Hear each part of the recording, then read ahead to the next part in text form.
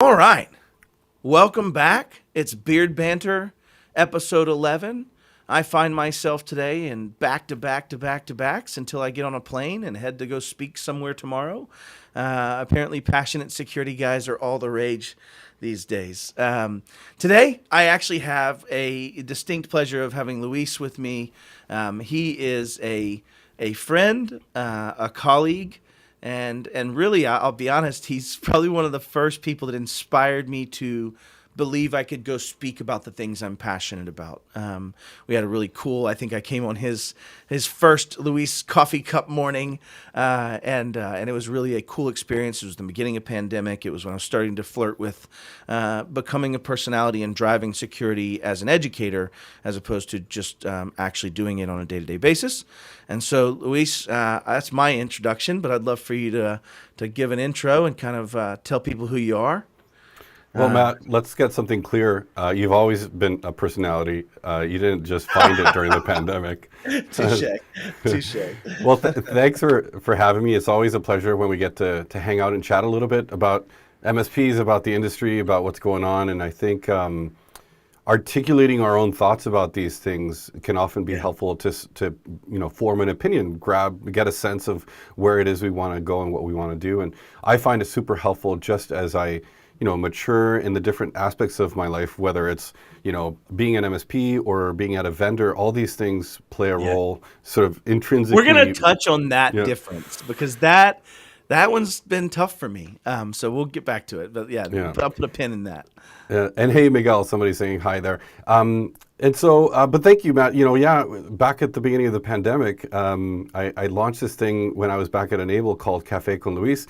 And I thought, who could I bring as my first guest? And you and I had sat on the PAX 8 Advisory Council for a few months at this point. I'd spent basically 3 words trying to get... You got to see the private side of Matt punching vendors. That's right. That's right. Yeah. I know. This is why I heart you, is because I know the real Matt. But basically, that was 3 months of my life that I spent trying to get a word in, since you were on the advisory council too. True story. Anyways, I kid. It was a good time. I think it was super insightful to see a vendor like PAX 8 really making an effort to listen to the community and try and do the things that the MSPs are saying needs to be done. And so that was really cool. And now I'm at ScalePad. ScalePad is previously known as Warranty Master, and it's a company I've been a customer of since like 2015. And there's Ashley. And I heard Ashley. All right. And there's just so much good work to do. I think having that duality of being an MSP and being at a vendor, I think gives me a slightly different perspective, which is really cool to try and apply every day. With the work that we do. I have this theory, right? So any market, anything, if I go make widgets, I'm going to make crappy widgets. They might be better than the other widgets someone might imagine, but they're still not going to be to the maturity level in an emerging market until the consumer is a mature consumer, right? And I think one of the challenges you have is that the MSPs in general have been non-mature consumers in general of a lot of these services and a lot of these vendors. And so these vendors were only called to rise to the next product request. They weren't called to rise to the next security challenge or risk or PII exposure or blah, blah, blah. They weren't called to that. And so I don't hold it against vendors not having some of these things because you do what the market dictates.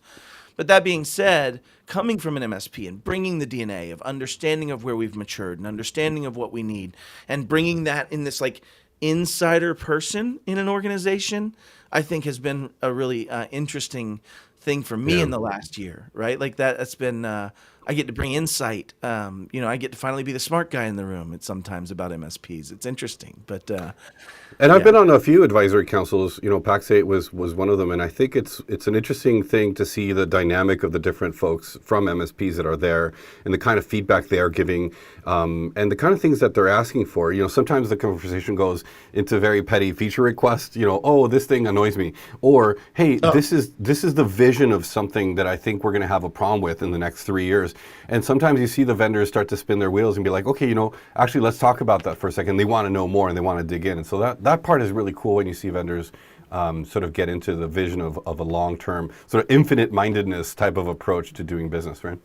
I didn't think we were going to drift here yet, but like I sat on 26 different advisory councils, Yeah. right? The reason I did that, and this was when I was at a former MSP, was anyone we spent $1 million with, I wanted a vote so that if we're turning these big old boats, we're trying to drive them down this canal, we don't turn into this one turning sideways in the middle of Suez and backing up, toilet paper for 13 years, right? So like in reality, we knew we couldn't turn quickly, and that I needed to be talking to these vendors about 3 years. I needed to be talking to these vendors about 2 years out. What's my hopes and dreams? Where am I changing? What am I needing from you?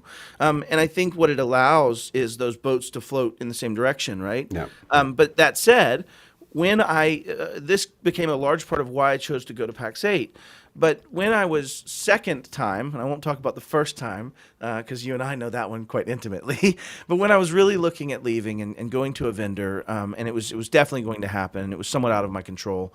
I say that with a grain of salt. It was a choice.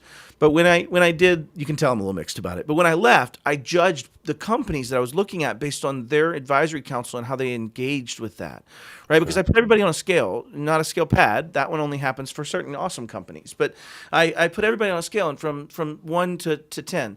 And on a 1, it was essentially they just wanted to bring me in, parade around, talk to me about the great things, and have me smile and nod and move on. They didn't want to hear from me. I was there to be seen.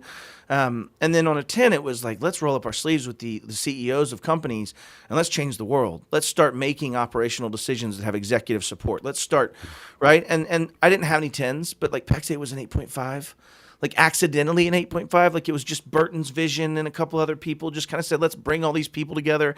And then you and I got to sit there and go, no, SSO is important. Yes, we need to drive towards these things that are secure. Yes, we need to understand your security posture. Yes, but they listened and they did. And so for me, when I chose where I was going to go, I was looking for plasticity, right? I was looking for something that I could mold. Anyways, sorry, side tangent. No. I think it's a valuable exercise to sort of do the retro, right, and think of how your decisions were influenced before versus now. Because I think this is part of the evolution that we were talking about just before we went live. I think MSPs are evolving a bunch in the last few years. They're becoming very smart. Also, the customer is evolving a bunch. Back in NerdioCon a few weeks ago, Jay McBain did a really interesting keynote where he just dropped a lot of data. And one of the data points he gave was the average global MSP size is 8 people.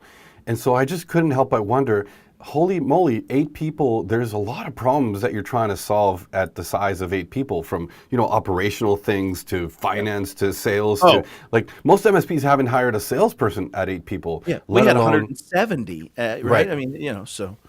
And so my point is that I think it has always been difficult for a group or a cohort of people like MSPs at the size of 8 to evolve at a faster pace. But obviously now some of the challenges in the industry are kind of pulling us there, the cybersecurity stuff. But also I think, this is not just because of where I am now, but I've always felt that experience is driving a lot of that too. Customers are getting more savvy. The influence of tech in the regular verticals like manufacturing. Customers are also turning into the ones that will research it and will look. 100%. They're younger. They're starting to be our generations that would go, I'll figure it out. I've got Google. I can dig into this. And add to your points. I always have a laugh about this because, you see on LinkedIn the big tech companies with the welcome packages for their new starters, and new starters are always posting, their brand new MacBook, unboxed kind of thing on their first day. And when was the last time as an MSP that one of your MSP clients did that for one of your employees? And I couldn't think of any time, like never.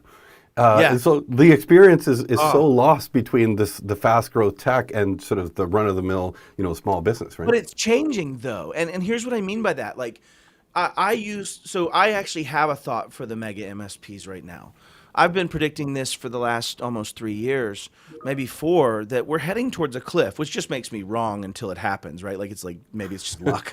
But we're heading towards this cliff that everything's getting easier. I can write a script and control your experience. If you were Azure Active Directory bound or on just Google and you had a very native, complete use of that and you extended it into applications, right, through SAML or OIDC or OAuth, and you just had this unified experience, the click on this to sign in with Facebook experience. I'm sorry for using Facebook security people, but that way. And when you start thinking about that, the first 3 customers I took through that fired me. They said there was no value anymore. everything works. We don't have challenges. Like we don't have the same tickets, and you're not providing enough Well, strategic value. there it is. There it is. And this is the evolution, right? We're moving from this like a productivity focused IT of just making sure an app got installed and can launch to like an experience based and outcome the based. laptop on my experience. desk with a pretty bow, and when I open it up, I don't have to wait for hours for it to provision. It already did that because as soon as it had internet, it did that without me signing in. And like you could imagine this, and I think you kind of triggered me on this, like Luis, like that experience, that feeling, that kind of like fast tech startup, which I happen to be working at, and they're fantastic, right? And you too. So right, you have that, but couldn't we be the ones as MSPs when we make this transition that are delivering security? We will. It'll be easier at scale, I believe. We're delivering security, but we're really taking people and saying, you have a hockey stick, and you have pads, and you have skates, and they got a hockey stick, and they got pads, and they got skates. I'm going to coach you to a win where they cannot. Same player strengths. I mean, right? When you get in those upper levels, they're all the same, pretty much. Now it's about coaching and bringing people together as a team and letting you use those hockey sticks better than your competitor. And like that's what we're heading towards. Technology is ubiquitous. One of the questions I posited, just as I bring up my phone here, when I posted about our event earlier this week was, are we returning to our consulting roots? And this is a question that's been really sort of rummaging in my mind over the last little while because again, we're moving away from that productivity-focused IT to really trying to help customers figure out how to take technology and actually leverage it and how to turn old processes into digital processes and so on. How to automate the human aspects and traditional administrative aspects. Those all just become scripts 100%. and checking to see if the script's working. Like that's.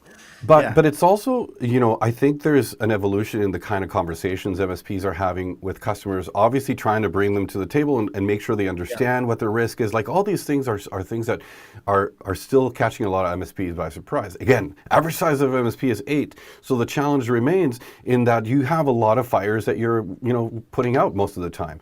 And a lot of 8-person MSPs are still very reactive. And so the challenge obviously is getting in front of that.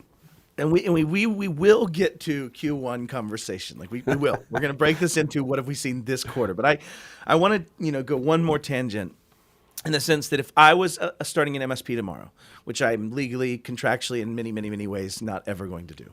But if I was starting an MSP tomorrow, or if I was an 8-person MSP, because I started when it was a 7-person MSP. I've been there. I mean, it was in 2011, but I started when it was. And so I watched those changes and the failures and what worked yesterday doesn't work anymore. But if I was starting one, I would pick Goldilocks clients that are high SaaS. No, they just have their Active Directory for Active Directory. They don't actually know why they have it or need it. They have no real need for traditional drive letter expansibility. They pretty much have no more line of business applications inside their walls. Right. And if you were to take that client and convert them to some pure identity source, whether it was Okta, maybe it's a little tongue-in-cheek today, but I just want people listening later, this is the middle of the time when Okta just said yesterday they had no risk, and today said they had 100 companies probably compromised. Anyways, I digress. But if you have some identity management space and extend that into SaaS, the experience will be literally, I just sign in and stuff works, and security policies come on, and my Chrome browser goes, hey Matt, you got to reboot. Sorry, bro, we're kicking you out. And all those policies become endemic. They're just part of the system. And the next client, I run one script and their tenant looks the same. And if there's things that I know, thank you, Miguel, 100%, right? Like, I know, bro, I did it for a purpose. But yeah, so I feel like we're going to become commoditized. Bob Coppedge calls it Bob's Law, right? And Bob's Law is that every year, I know. I just hung out with Bob at CompTL last week in Chicago. So I'm using it. I asked him for a physical license. But Bob's Law is that 5% of everything we do is commoditized every year. And we're many years into being MSPs. We're at 60% commoditization. The things that we called efficiency gains are called table stakes today, right? And so we're having to transition, to your point, to a consultative role. We're going to go make you better. I'm going to be an educator. I may have training teams. I don't have to hire the same technical resources. If it's all Office 365 and if it's all Salesforce, I hire people that can talk about business and facilitators and train people and show them the way. This is the way. Anyways, but yeah, so I think that you could take those clients and Goldilocks them in and create a unified experience, improve the onboarding every time. But most of that onboarding is probably a script. Go look at what Roost is doing. Go look at what some of your stuff that you guys are doing. Like, you can make things become so automatable in the ways we manage an asset being dropped on a desk, and how that turns into that experience with the bow. I mean, that's what we would help with. Because, I had this, I've said this in many conversations before, but we had this marketing person. She was brilliant. She had just gotten her master's degree in marketing. She actually was just full of fire and just intelligent. And she was really kind of put aback by a experience she had. And I said, well, tell me about it. She said, well, I was in this internship, last semester in college, and it was just horrible. The technology was terrible. I said, what was bad about it? She said, well, I had this VPN thing, and then I had to map this V drive, and it wasn't always working, and I couldn't. And it dawned on me, she had been on Google Apps when she was in high school and middle school. She had been on Microsoft products all through college and through her intern. Born in the cloud. Yeah. Yeah, and so she was put off, and like literally would hate to go work there. She said this because she would hate the technology. Versus my Apple that just always worked since Angry Birds was installed. It just worked. Right? Like and you get into that world where technology is becoming that. Microsoft products can do that right now. So, and, it's funny that as I think back to that first Café con Luis I did with you, which was about autopilot and Microsoft deployment practice and stuff like that, it awoke a bunch of people that had, been wondering about technology like that, but maybe still sort of, beating around the bush a little bit, because holy moly, there's just this really interesting challenge that MSPs are just, need to adopt new things and learn new things. And this came at us really fast. Oh, there's Ray. What's up, my brother? Yeah. So I think he might be being tongue in cheek, but potentially not. They found API keys embedded in stuff in the chat and Slack, and then now they're saying this morning it's potentially hundreds of companies are getting notifications about potential things from that threat act. So, but yeah, it's interesting, and I don't mean to beat them up. I actually do love Okta. They have a very good response to this, in my opinion. But yeah. Anyways, sorry, not to get on that. First quarter. No. So Q1. Taking stock. I feel like, I don't know if it's age or whatever, but I feel like Q1 just kind of it just passed me by, and but I'm seeing these interesting practices from MSPs. We ended up having a lot of interviews at ScalePad with partners because we did a master class earlier in the year. We're doing another one in a couple months. And one of the things that came up is how busy MSPs were at the beginning of the year. And so QBR season is the best way I can describe it. And so a lot of the strategy that MSPs are deploying with clients is kind of front-loaded at the beginning of the year. Sure. And in North America, at least the momentum, right? Like at least that first kick. That's right. Yeah. And so the thing that's interesting that we're exploring is like, why is this strategy not more continuous? Because one of the challenges with things like cybersecurity is like, cybersecurity is not going to wait till your next QBR for you to do something about it. And there's a number of those risks, obviously, that have that same challenge. And so we're trying to sort of help a little bit, create a little momentum for MSPs to move that strategy into a more recurring type of conversation. My friend Matthew Bookspan, MSP owner out of Orlando, he actually calls them he does monthly one-on-ones with clients. And they're more about sort of really the business outcomes, the strategy, the stuff that the client wants to be able to achieve through technology. Whereas the majority of MSPs come at the clients once a year to try and sell them, a bunch of stuff, hardware that's old. We need to meet. Why? Your contract's out of alignment. Yeah. And so it's tough. It's MSPs have to overcome a bit of that, muscle memory of doing it that way, because that's what we were used to doing. Yeah. I think, before, when OSs got updated every 3 years or 4 years, and major line of business apps got updated every 3 or 4 years, this was a conversation that was okay to have every once in a while that way. But now with like yearly updates, every half-year updates to Windows feature and Mac OS and stuff like that, it's just not possible. You have to just be moving all the time. And the CVE load and the time of exposure, things that are changing. Yeah. Yeah, I mean, it's massive. I mean, and it's funny. There's a Data is Beautiful illustration of this kind of this what we're seeing. I'm gonna use in a speech later this in April, early April. But essentially, it just kind of starts out. If you look at 04, the dots are very small and far apart, and And in '08, you start seeing more dots, and these dots represent millions of records lost, right? And they don't touch, and they're far apart. And as you continue moving up the screen, it's thousands and thousands of dots, and they all are just amazing. And the density of this, A sub G, right? The acceleration of the acceleration, right? This non-linear acceleration. We're seeing this growth in that acceleration of the risk and the loss and the understanding and the public perception and all these things. And so what that drove last quarter, I think, and maybe even early on in the year and throughout the pandemic in some degree, but is really this nascent demand from customers to understand security. You also have insurance that started back in June of last year that kind of started really driving that needle, right? The traveler's shot that was fired around the world. It created, if everybody wasn't aware, I think back in June or so is when Travelers Insurance kicked out their document that included, do you have MFA on every switch, right? And so it just got like, whoa, how do I answer this? The answer is no, I have dumb switches. I don't even, but it's this struggle. And so I say all that to say throughout the end of last year, there was this waking presence. And so you have this kind of demand factor that started building. And a lot of MSPs have been asking the question. It's the only reason that I seem to have a full calendar every day. But, you start getting into this world where they're trying to understand it. And so then you have recent conferences that have popped up that are super educational, almost no sales, 100%. Here's all the stuff you need to know. Because if you just sit down and read the CIS Top 18 and really think about it, I do a 9-week class that I teach this. But if you really just sat down and read them, you'd realize the breadth of what you need to solve to really change security is so much wider than anything you'd ever imagined, right? It's down to the process from an administrative perspective. It's the technical. It's the supply chain. It really is. It's massive.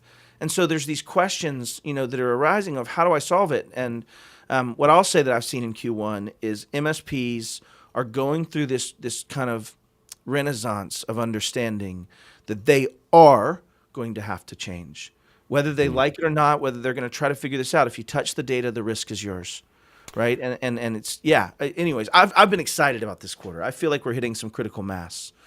Yeah, I agree with every single point you mentioned just now, in addition to perhaps the idea also that a lot of these things seem like big mountains to move. Again, MSP average size is 8. And I think the challenge of that is that it may seem like just a big project to tackle. And where do I start? And it's just impossible. But, we have an expression about at ScalePad about how do you eat an elephant? Well, one bite at a time. Yeah. And this is one of those things. Cybersecurity is just, you have to start somewhere, and you have to start with the things that are obviously easy to implement, and the stuff that is maybe going to cause a problem for customers, like MFA on their cloud productivity software, because that sounds inconvenient. It's like, well, I'm afraid just not a good excuse anymore. Yeah. And just moving that needle. And you're painting that if you were writing a story about a protagonist, you're painting that gradual incline to their capabilities, right? Like you're starting to see that MSPs could just say no. I'm going to turn on MFA. Well, I don't like it. I'm afraid this is part of what we're going to do to secure you. My CPA doesn't just fill out my 1040 in the US here by throwing darts. She has an amazing level of what she's doing in professionalism. Yeah, so she's like, well, Matt, looks like taxes got big this year. Why, man, I was drunk when I threw that dart. No, but the problem is that we're making this gradual increase as MSPs to this understanding that there always has been a need for a certain level of professionalism. And I don't mean that in a diminutive capacitance, because I've been there. I started at a company. I had no idea what I was doing. I faked it till I made it. I grew. I learned, I failed, I made an MSP. And like, I'm saying all that to say, if you look at the growth from 2004 to 2011 in the MSP industry, you have the Gary Pikas of the world rising up, you have the driving of true methods, you have SLI, you have all these things that were so insurmountable that became mountable, question mark, right? And so just to your point, eat the elephant one bite at a time. And as you start thinking about security, there was this MSP that came up to me and he's like, I want to quit being an MSP after going to this conference. And I said, why? So I can sell it. I can make money right now. I can just be done. He said, I just don't know that I ever want to climb this. And so it was funny. I did my work to try to just explain exactly what you're saying, is that the job is to start where you are, write policies along some framework, start improving those, think about how you can make them broader and deeper, right? And expand on that administratively and technically over time. And get better. That's it. Start where you are and get better. And he texted me the next week on LinkedIn, and he was like, "Hey, you talked me off a ledge last week." That's great. Hey, one MSP, 93,000 to go.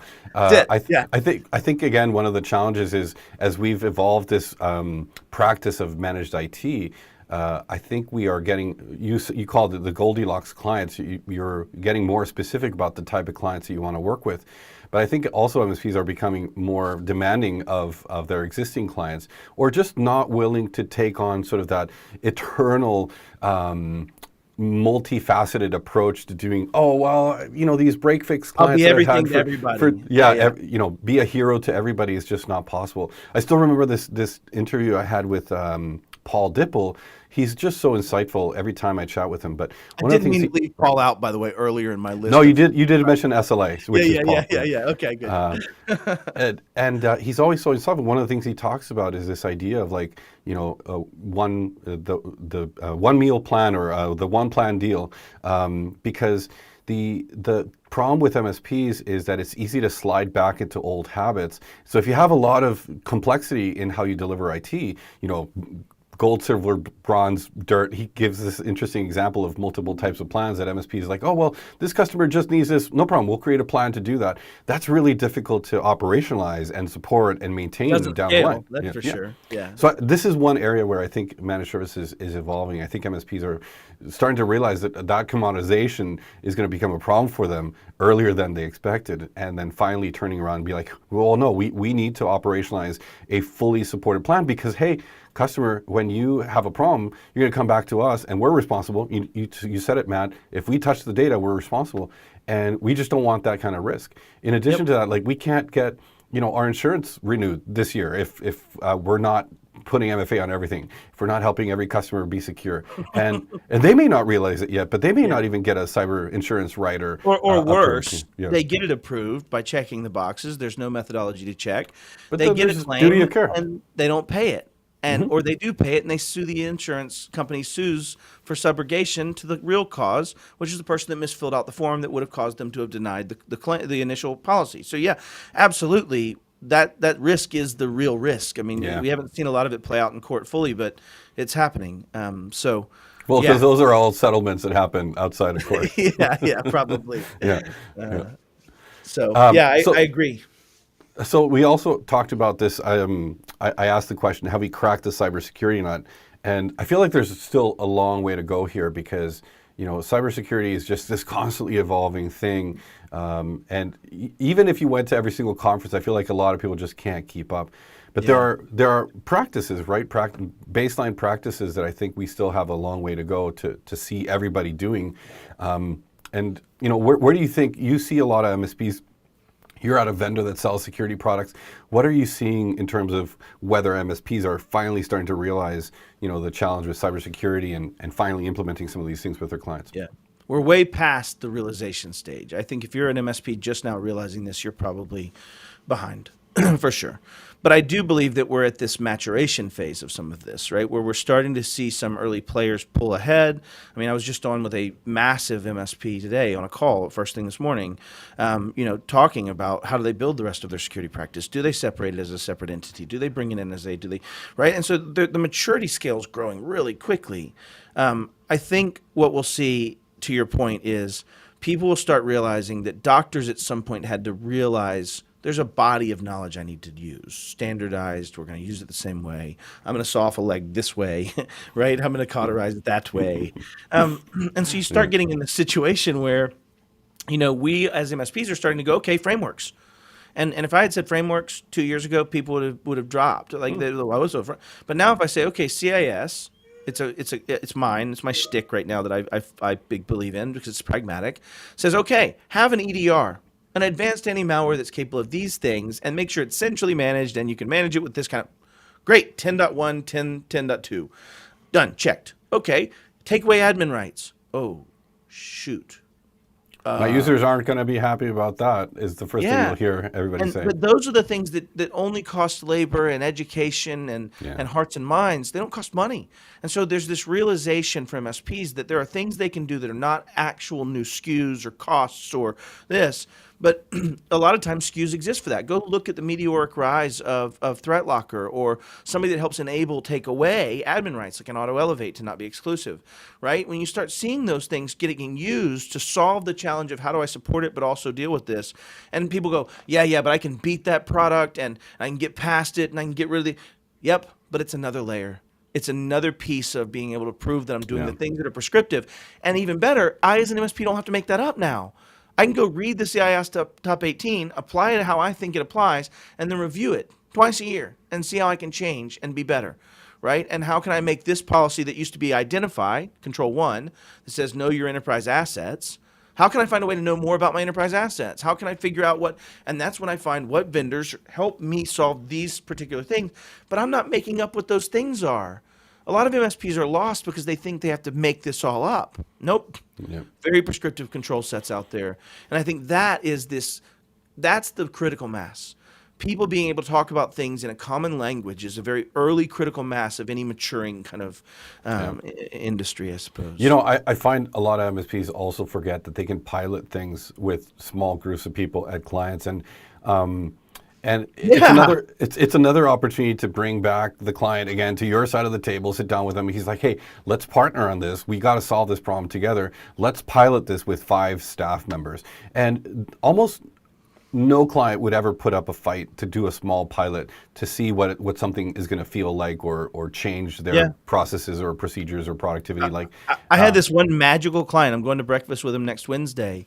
He's still a friend of mine, and everything in his mind about being secure he was willing to chase. He's in the aircraft manufacturing industry, and he was somewhat incentivized, but he was the guy that if I said, hey, David, can I do this? I might really suck at this, but I'm going to try hard. He was the partner, and he was my friend, right? And so, it was one of those where if I'm just excited by your point, is my thought there, right? That you're right. You can find that partner that'll help you build your practice. Because again, the thing that happens is you come at the client once every year during QBR season, be like, hey, we need to do the MFA. Oh, well, we're busy at the beginning of the year, and so okay, we'll talk about it the next QBR. Well, quarterly business review, which happens a year later. Right? Because I couldn't schedule and the client didn't call back, and And so now there's no pilot, there's no initiative, there's no change, there's no maturing of the environment, there's no cybersecurity reduction or risk reduction, and a year later you find yourself in the same exact spot as you were today or this Q1. So I think one of the things I would encourage MSPs to think about is find a way to help your clients move forward with even a small pilot. It's just such a revelation that pilots can make them feel like they're on the same side of the table as you, right? Like that, exactly. Whatever that art of negotiation, gentlemen. But if you bring them in as a partner and say, hey, listen, you heard about this cybersecurity stuff? Be humble and transparent.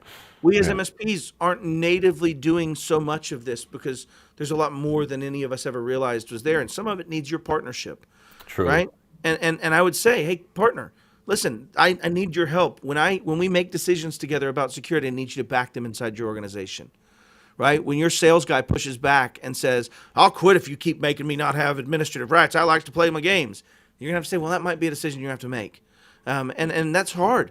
And you usually lose that in that executive side. But I do believe that sitting on the same side of the table with these partners and explaining and growing the practice of how do we become more secure helps build their defensibility, right? The client of our MSPs. Because now they're doing things to iterate their own technical challenges, their own line of business application challenges, right? How many apps have we installed, Luis, where, we need everything, all admin rights. Every person needs admin rights to these folders in our EMR. Wow. That sounds like a stupid idea. And yet we lived with that every day. And yeah. Ugh. I've heard you use that word in the past, defensibility. I think it's an important one because we're getting to that stage where, if the client is not coming along, hey, Eric, for the ride and doing the things that you really need them to do, not even for your own sake, it's for their sake. That's the part that's interesting that they don't realize. It's like, I'm trying to help you, for Pete's sake. And but I think it comes down to that defensibility. You need to be able to say to an auditor from an insurance company that's about to sue you otherwise, that, hey, we actually did all these things. The duty of care is the stuffs we talked about. Yeah, exactly. What's funny is, I still have this saying, I suppose I'm not dead yet, but right, like you can't lead a horse to water. You can lead a horse to water, but you can't make him drink. True. but you can drown him, so you don't have to drag his carcass down the road for the next 4 hours as he's dying either, right? So like maybe that's a little too heavy-handed, I suppose, but Wow. yeah. I hope we're not finishing on that note, Matt. No. Yeah. I apologize.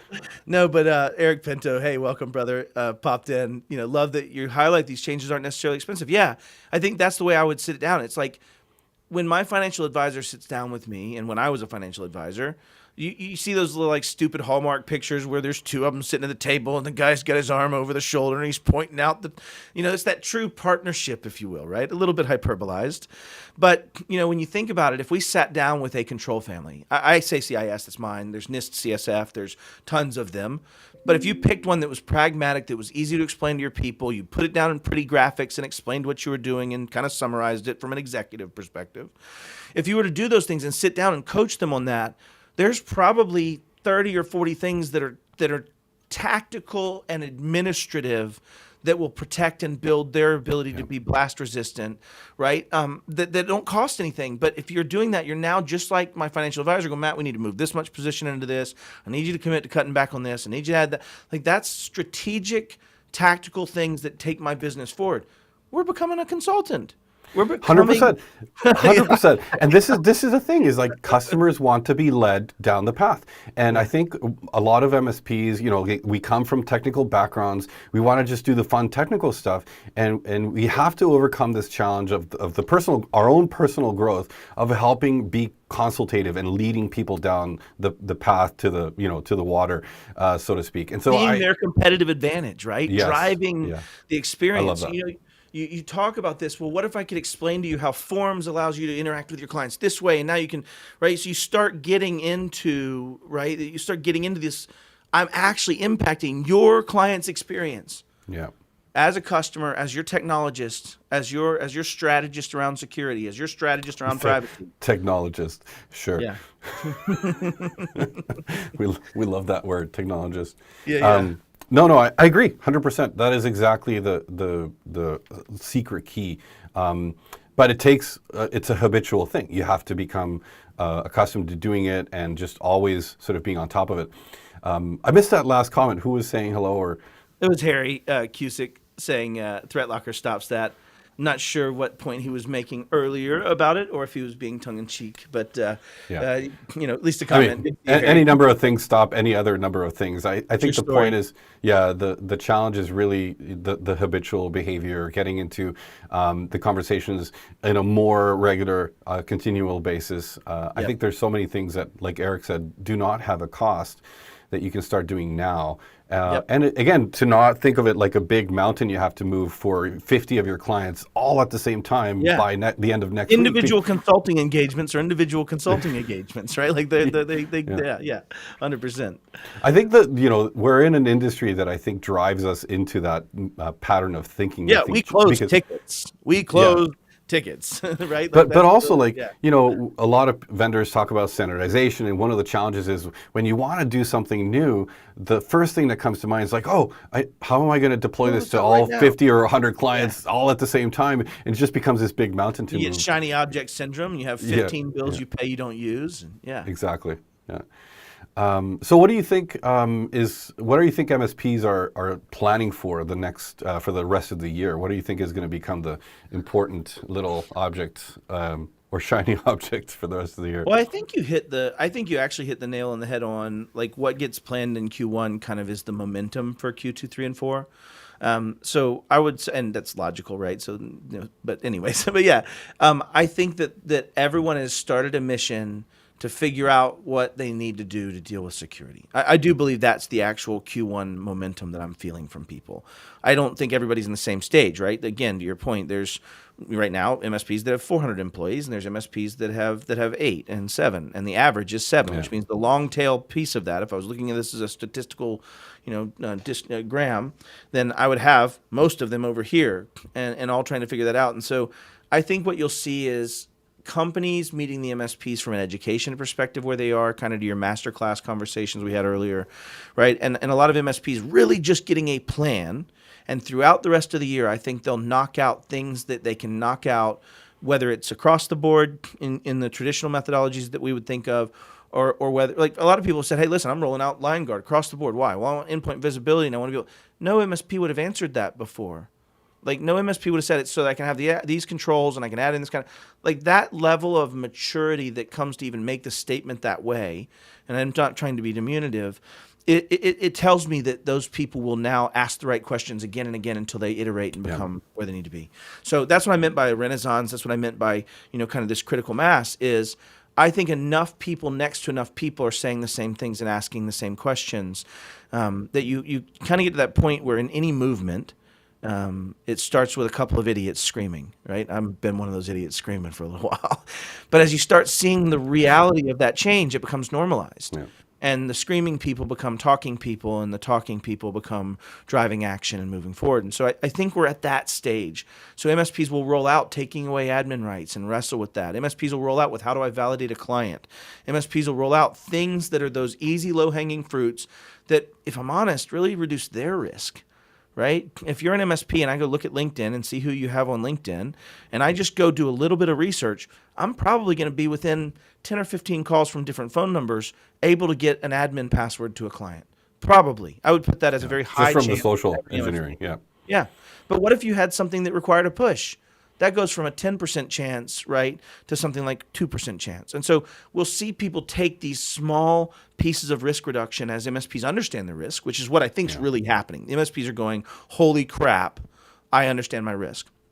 Yeah, to Todd Kane's point, like normalization of controls is stronger than ever. That's kind of my point of this mass, right? This level of doctors are now doctors. I go to one doctor. I don't have this giant fear that doctor kills me compared to that doctor. Like I know there's some existence of that, but it's fairly normalized. The level of what we're providing is normalized. Same thing with attorneys. There's some shitty attorneys, but they all have some level of a bar. But You know something that is interesting to me, I think that MSPs can think about is some of the levers to achieve other things. And some of them are unexpected. Case in point, I have this wonderful client. We have had them for 14 years. And one of the things that has been hard with them is, doing things like turning on MFA because it's always been a small office. They always thought, oh, this sounds really inconvenient. And one of the things we offered them was to do security awareness training. And we include that as part of the managed services agreements. And in the training, you're telling them if you don't have MFA, you're dumber than dumb. And I said, hey, and this is super convenient because whenever you have new people joining, we put them in the group, they automatically get the invite, they go through training, and it's something that you can show to your insurance vendors down the line, be like, yeah, we're doing security awareness training with our stuff. Well, what happened within a few weeks of them doing the first round of training? By the way, that's Control 14, stuff, I believe, on CIS. Anyway, But they came back to me, be like, hey, so we learned about MFA during the security awareness training. I'm like, no, you learned about MFA from me 10 years ago, but you've just been not listening. But anyways, so this was super interesting. We do have to drop the ability to say those words. We just think them in our hearts. We don't say them to the clients, right? Well, that's what I thought in hindsight, of course. Yeah. Anyways, I was super excited. I was like, yes, of course, we'll help you turn this on. And it was a super simple exercise. And once people realized how easy it was, they say, oh, I'm surprised we didn't do this before. It's like, but then that's when I realized, oh shit, we should have just done a pilot. If we had done a pilot with one or two people and they saw how easy it was, they would have been the champions of that inside of the organization. But conversely, what's cool is like when I was at an MSP and we started, because I think I was an early adopter of understanding the security risks for a lot of reasons. I was in a 800-171 world. So I felt like I got forced into that. I had some loss. There were some threat actors that were working in that space at that time as well. But like I literally just said, hey, your email's not backed up. I'm turning on email backup. It's going to cost you $3. Have a nice day. Let me know if you want to opt out. Nobody opted out. And I think in that one swoop, I understood we were the problem. Like, I really understood that it was us not standing firm and giving educated reasons and giving business reasons to drive something forward. Like us, I point that finger at me. Like, I was the problem. I was just talking about this yesterday, Matt. Also, hi, Todd. Good to see you pop up on the chat there. We have this problem that we do. We try to apply our own value system onto our clients. And the mentality of the majority of like technical first MSPs is that we are a hero trying to save the client money, or that you don't need to spend money on consultant. Yeah. And so I think the challenge that becomes really obvious after a few years in the business is that you can't help your customers, move forward in any of these initiatives when all they're doing is finding them the lowest possible cost for any solution that doesn't really solve the problem. It just sort of delays the opportunity to improve And that cost in particular business controller. should be a thought. We should be conscious of those things. 100%, Yeah. 100%, 100% is that we, oftentimes we have a 5-person MSP or 8-person MSP that works with a 100-person client. And the value system of an 8-person shop is not the same value system or risk system than a 100-person shop. And so we tend to apply these very different models to our clients that are much bigger than us, and we don't help them see, the forest for the trees. That's really one of the eye-opening things that I feel like MSPs could be more focused on. And that continues downstream as well. Like the vendors, I think, have maybe the opposite approach in some cases, where they try to send their big scaling thinking down to the 8-person MSP, and they don't understand it, or the pricing models don't work, or the way they charge, or they don't think about how MSPs do business. Who is this? LinkedIn user? Random I don't person? know. I have to look at it separately because it's on one of yours.